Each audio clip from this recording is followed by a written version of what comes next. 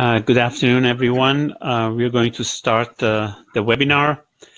Welcome to GDI Consulting's webinar on the U.S. Special Operations Command, SOF core support. My name is Ab Van, that I head the GDI Consulting's Capture and Proposal Development Department.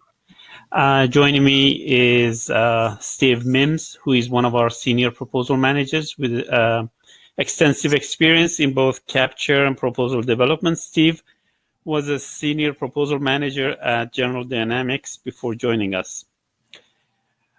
Okay, if this is the first time you're attending one of our webinars, I want to go through some of the administrative notes. This webinar is being recorded and we'll be sending you the link within 24 hours. So in case you drop for any reason or can't stay till the end for the question and answer period, you can always listen to the replay later on. We'll hold a Q&A at the end. So you can send your questions during the webinar through the chat system. I'll explain how it works. And at the end of the webinar, when we get to the Q&A, we'll start responding to your questions. You can download the presentation. There is a, to the right of the screen, there is a white tab, and there's a button saying download file. If you click on that, you can download the presentation for future review. The chat is at the bottom of that panel, and you can send your questions through that chat system. There's also a red button with 3 dots on it to the right. If you click on that, it closes the panel, the white panel, so the screen enlarges. And then when you want to chat or download a document, you can click on that red button again, so that you can do that. And also there's a reconnect button at the top in case you drop out, you can't hear anything like that. You can click on that to reconnect to the webinar. Okay, before we start the actual webinar, I wanted to introduce very shortly what GDI Consulting does. We've been in business for 10 years, and we are a business development firm, not an intel providing firm. So our webinars are essentially more geared towards the hands-on capture and, more importantly, proposal development side rather than just pure intelligence. You can later on look at the numbers that we have here. We've had rocket growth during the past few years. We have an 81% win rate. We have about 50 proposal managers and writers who work for us and prepare the proposals. And we've had a large number of wins during 2018, to give you a few. And next slide shows some of the projects that we've had a proposal won on them in different disciplines, IT engineering, defense, management and professional services, as well as construction and environmental facility maintenance. So these are some of the sample of the project proposals that we have won, have been involved in capture or just the proposal development part. I did also want to mention that we hold webinars on a periodic basis, and we'll be holding more webinars in a few weeks coming. So if you're interested to get the agenda of our webinars, please let us know, and we can let you have a list of the webinars and the dates that they're coming up. Okay, so now we'll go to the outline of the webinar. We're going to discuss the highlights of the main project, the RFP. What are the objectives, locations, the scope of work, the proposal structure, the evaluation criteria. We'll touch base on what your strategy should be, and then we'll go into the Q&A. So as I said, as we go along, if you come up with any questions, just type them in the chat box, and we'll be answering it at the end, the Q&A section. So with this, I hand over to Steve, and he can go from here on. Steve, go ahead, please. Well, good afternoon, everyone. Thank you, Ab. It's a pleasure being here with you today to talk about the SOCOM procurement. This is something with which I've had some experience with while I was at General Dynamics, and I've got a little idea what they're looking for and how they operated. So focusing on the highlights, this is a total small business set-aside. The NAICS code is 541611 with a cap of $15 million on it. The estimated aggregated value across all awardees will be 700 to 900 million over 10 years. It is an IDIQ and will feature all funding types. The proposal due date and time, this is all based on Fed BizOps, subject to change. But anyway, we expect that the proposal will be due by August 30th. And when we'll see the RFP is really kind of anybody's guess, but hopefully within the next month. It does require a facility security clearance. At the time of proposal submission, everyone must have a top secret clearance.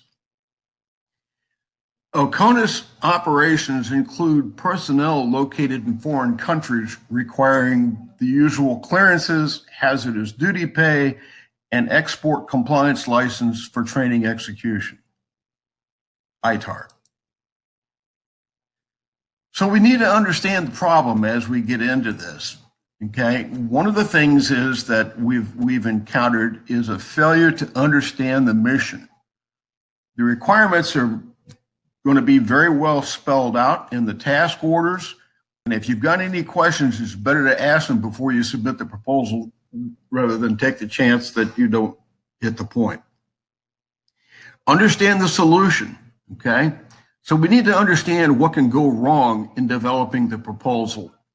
A number of things, and I think one of the keys is going to be the inability to come up with a risk management approach. The government wants to know what the risks are associated with our approach and how we intend to manage that. Even if you don't see a risk in your approach, you should have a good plan. Points to follow developing a winning proposal we'll discuss, and we need to be ready to pursue task orders as soon as the proposals are submitted.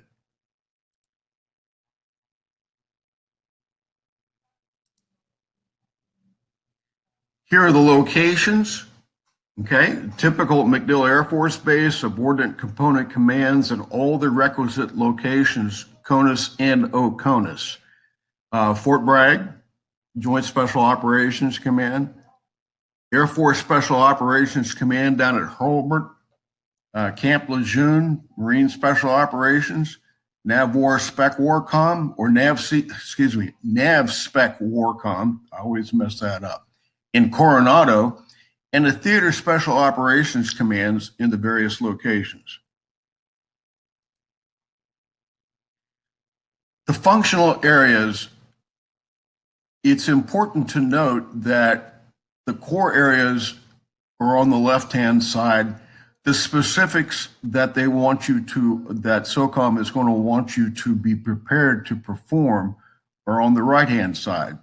So under education and training services, they want organization-specific internal training support, includes vocational and technical training at the individual, collective, or staff level, operational and educational training, educational policy analysis and revision, cultural and language training support, translation services, combat modeling, simulation and wargaming, exercise planning support, and exercise execution support, as well as training and mission rehearsal.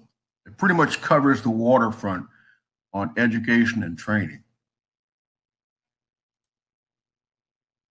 Management support services, or what you would expect in providing advice and assistance with the management and operation of the SOF organizations, position and concept papers, reports, independent expert support.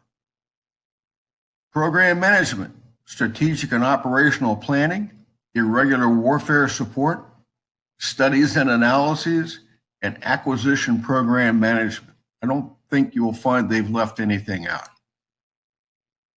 Engineering documentation, technical documentation, data management, plans and frameworks, research and analysis, operations and support development analysis, systems engineering support, T&E support, professional services, intelligence support activities, multimedia support, graphic arts design and photography, operational planning support, preparedness, and physical security.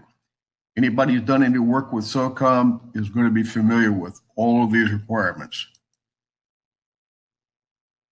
Key personnel, we expect that they will obviously request an IDIQ program manager, a task lead for each task order, and others that will be identified at the task order level.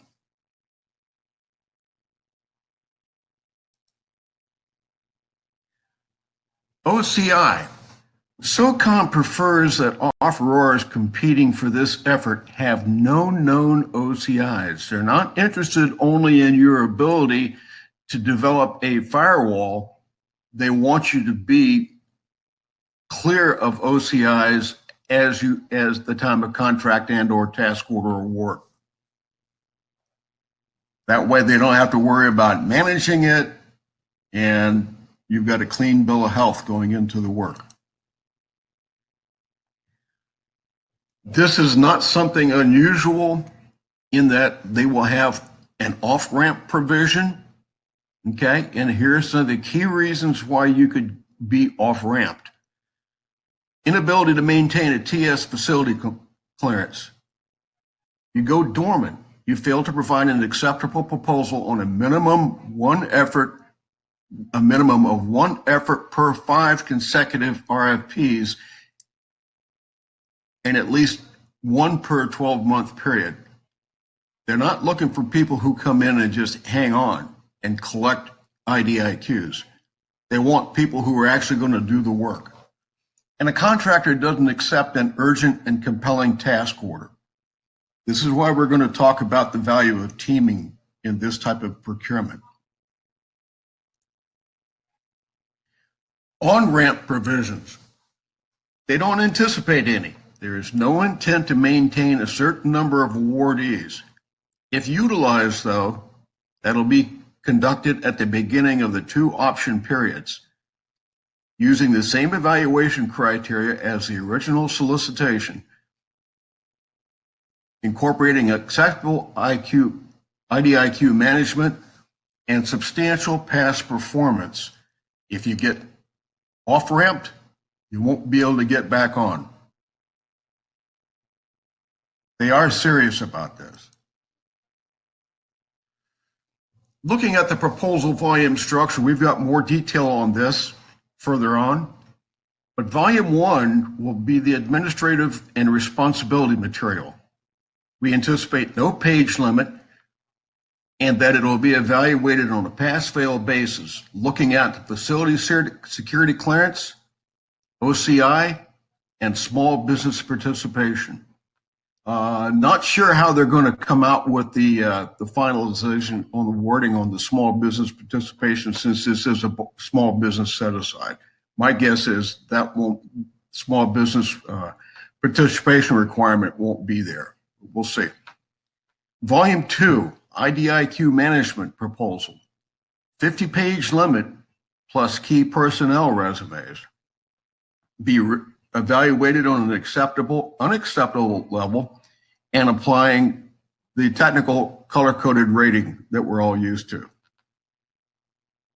IDIQ management will be evaluated as acceptable, unacceptable, The government will evaluate the adequacy of the proposal approach and methodology to manage, resource, and execute the full range of SCS requirements. Evaluation of risk associated with offeror's proposal is inherent in the evaluation.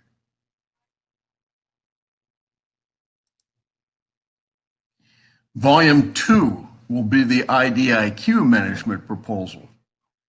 The structure will consist of a program management section, a capabilities section, the management approach and organization. How are you going to be able to provide the right staff, the right people at the right time?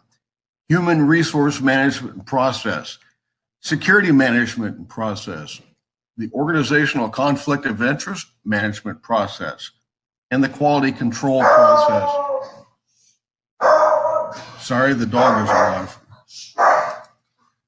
Get it quick. Shut up, Coco.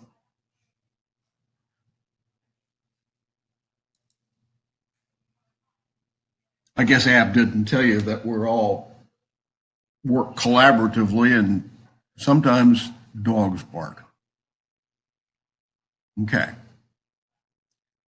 I skipped over past performance volume structure. This is probably, in my opinion, one of the most important pieces. The government will not evaluate personal references. So if you're a small business and you're used to using individual references as past performance, you can't do it here. They will expect a minimum of 3 and a maximum of 5 past performance information sheets. A minimum of 2 must come from the prime or joint venture entity if you are teaming.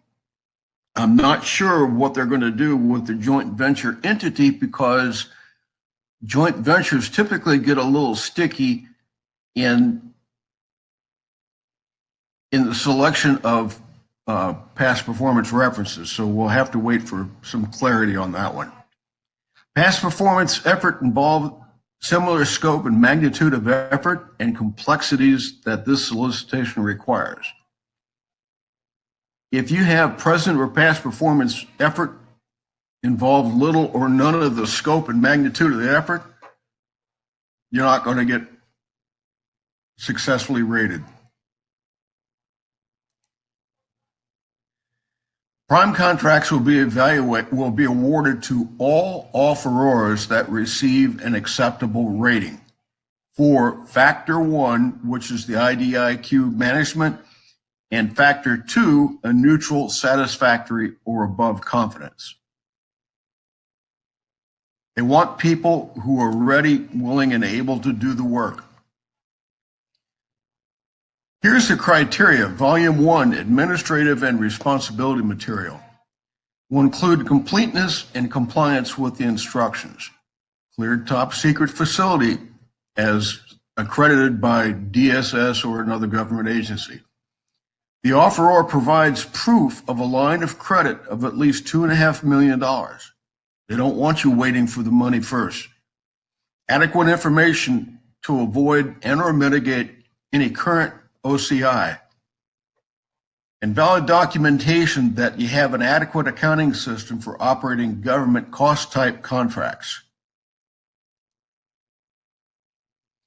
Volume 2, IDIQ management.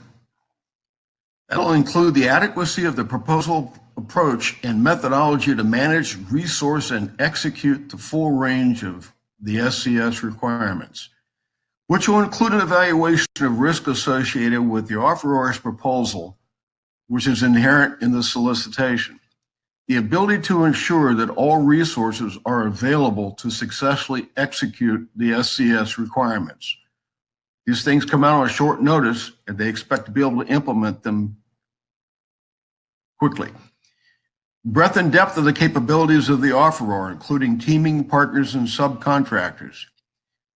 This is where we need to take a look at the areas of stability and agility, which are the degree to which the team covers all the required skill levels, capabilities, and experiences.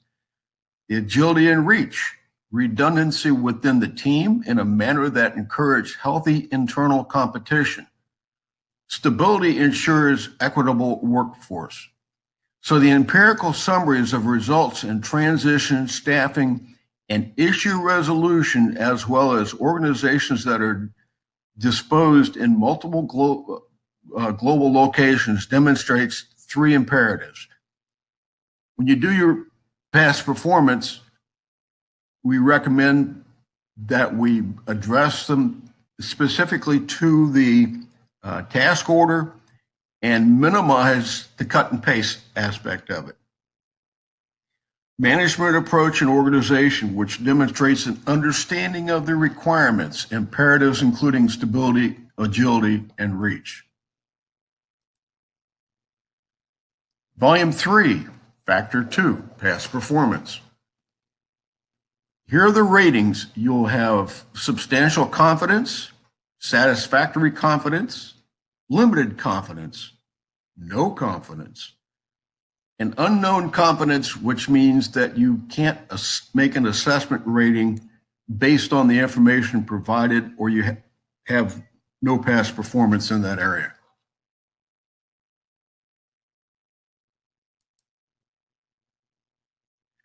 Prime contracts will be awarded to offerors, as we mentioned earlier, that receive an acceptable rating for Factor 1 and a substantial confidence rating in Factor 2, the past performance.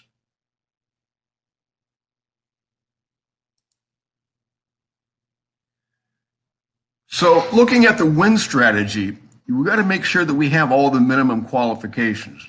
Okay, and everybody's used to developing meatball charts, so you make sure you've got teammates that are strong in at least one of the areas, and the other teammates pick up the other areas that we're proposing. Team up to maximize your confidence factor on past performance. Prepare a quality management volume. Don't leave anything out. Don't use generalizations. And if you retain us to help you with that, we'll make sure that you get this right.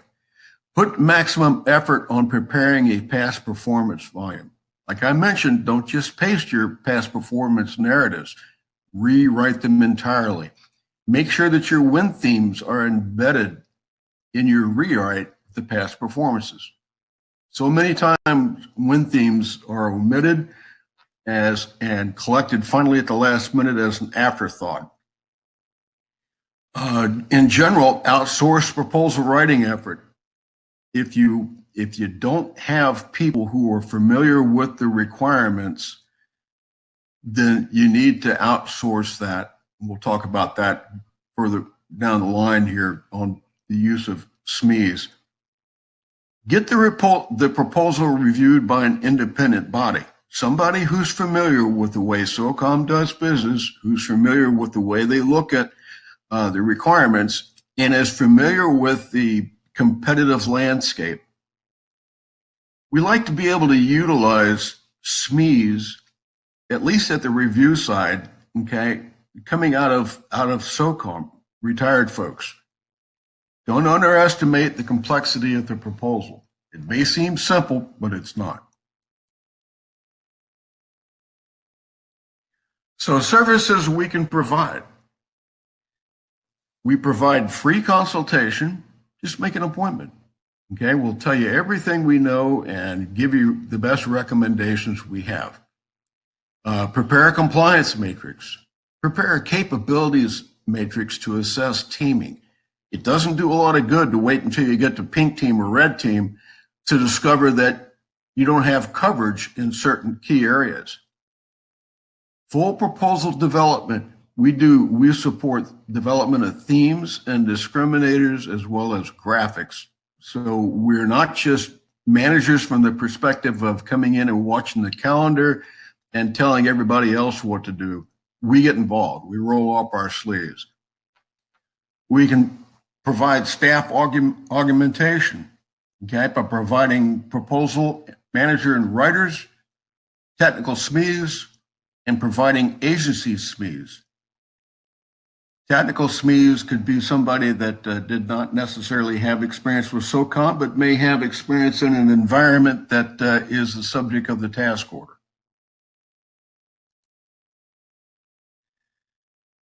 So, Ab, I think that goes back to you, sir. Okay, thank you, Steve. As you can see, our contact information is here in the slide. So later on, you can contact us if you have any questions or want us to follow up. We can now go to the Q&A session. If you still have questions, I've received a number of questions, but if you have more questions while we're talking, you can type them and we'll start covering them. Okay, the first question is the top secret clearance required at the individual level, or is the awarded firm required to have a top secret clearance? Well, you know, they require a top secret facility clearance. And anybody who is going to be working on the project's going to have a top secret clearance. That doesn't necessarily mean that you have to have a top secret clearance to work the proposal. So that's the best I can say. If you're going to go out and you're going to propose people to do the work, okay, go out and deploy, count on a requirement for a TS. Right. And of course, I think many companies are concerned, yes, you have to have top secret clearance at the time of proposal submission. So your company must have that. Yes. Okay, next question is, how many awardees are there going to be? It's not stated and it's not limited. They're going to accept everybody who passes muster on the evaluation criteria. You might be surprised, but it doesn't mean it's going to be that many. Right. So essentially, any company that can pass gets a pass on the management volume and highly confident on past performance, they're going to get the contract. Right.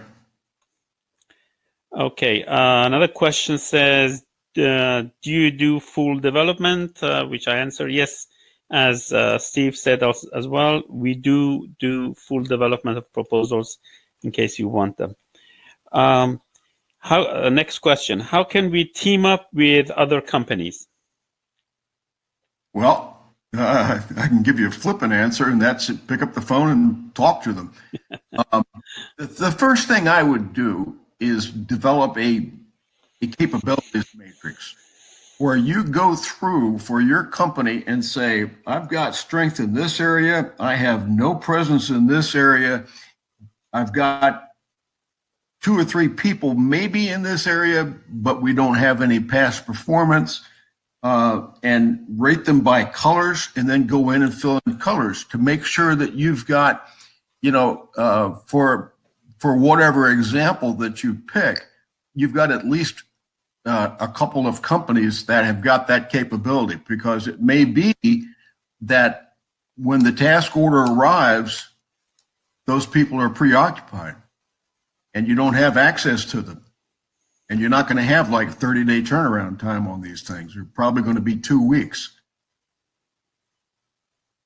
Okay, very good suggestion. So primes should consider having multiple subs or partners just to make sure that they can actually execute the task orders on time. And I should say that both prime companies who are listening, as well as companies who think they want to partner with primes, they can write us and we'll put your hands in your counterpart's hand. So if you write us and let us know your needs, and if you know of anybody else who is asking for the same, we'll put you in connection. Okay, another question, Steve. Do we have to show we have the capability on all functional areas? As a team, yes. Absolutely. Okay, so that is another reason why we should, companies should think of teaming. So to make sure that there are no holes in their functional areas. Right. Okay.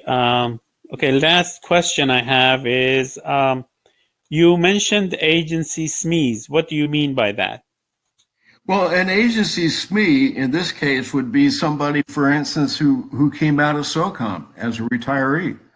And understands what the problems are, the problems they encounter from an operational perspective and a management perspective, and how they handle OCIs and how they handle risk management. Right. As Steve says, our experience shows that having such SMEs on the team in the review is really helpful because they have a insider view instead of our view. So it's really helpful in making the proposal better and more to the point. And the evaluators will understand that you understand their needs, their pain points, and what they're thinking about. So that's something that is really important to have. Well, that's a good point, Ab, because when submitting a proposal like this and like the ones for task orders, you should have an entire section that's developed solely to the understanding so that you can restate it, you can articulate it, you can identify the problems with that particular task order, because there are people out there who understand operationally everything we do, okay? And understand what the issues are that are involved, whether it's getting people in theater, whether it's getting health insurance, whether it's getting immunizations, that kind of thing, and all the way down to the smallest issue.